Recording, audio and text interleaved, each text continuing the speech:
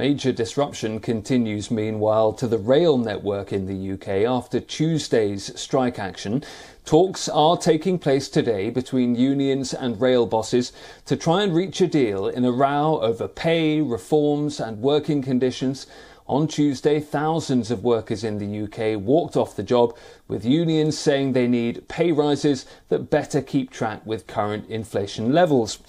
Today, only 60% of trains are expected to be running through the day, ahead of another day of strike action on Thursday and a further one on Saturday.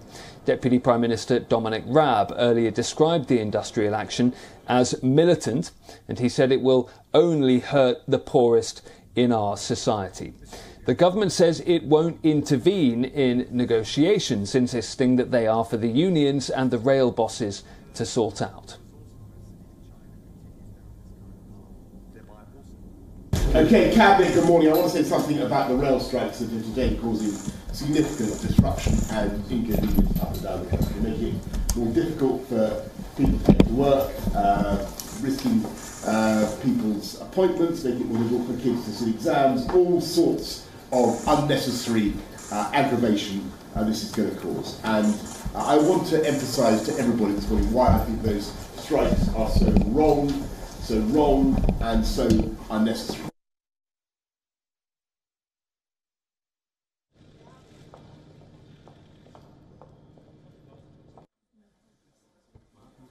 Mr. Speaker.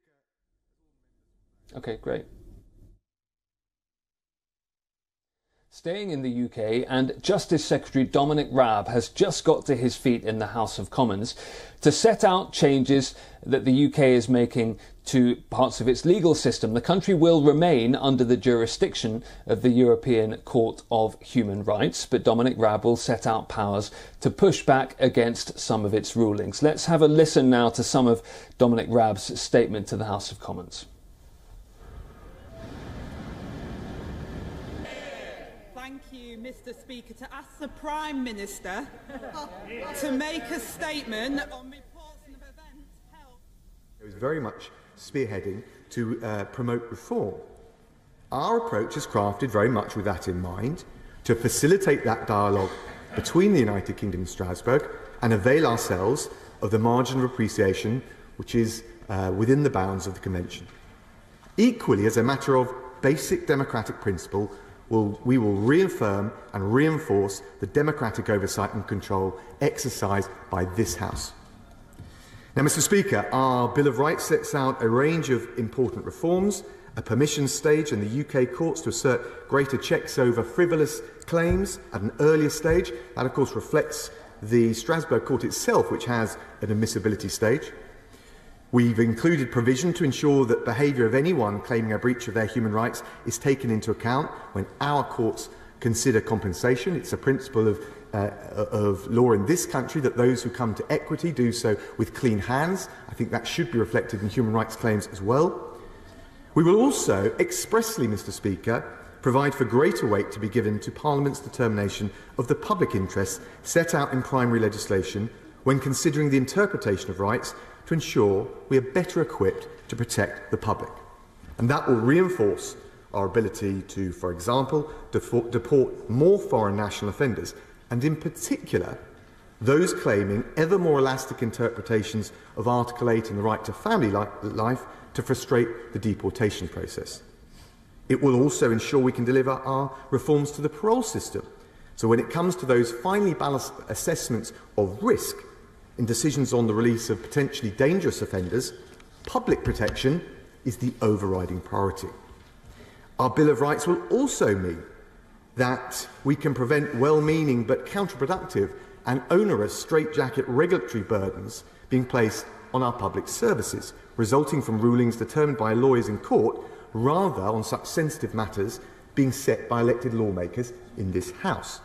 That's particularly important, Mr. Speaker, with respect to finely balanced assessments of social policy matters with financial impact, the bread and butter issues that it is for this Parliament to decide.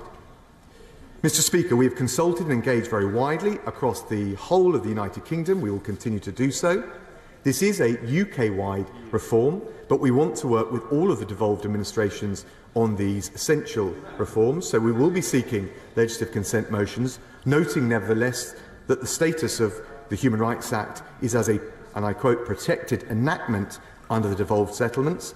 So reform, replacement, revision can only take place from Westminster.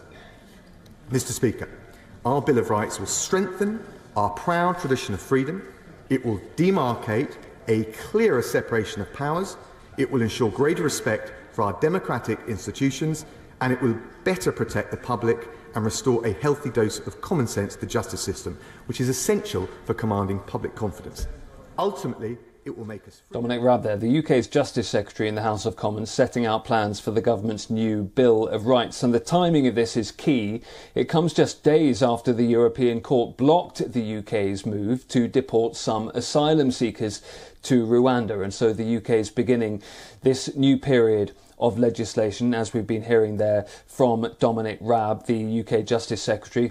He says those reforms will reinforce freedom of speech and allow the government to deport more foreign offenders. The bill will replace the 1998 Human Rights Act, which requires UK courts to take account of the Strasbourg case law decisions.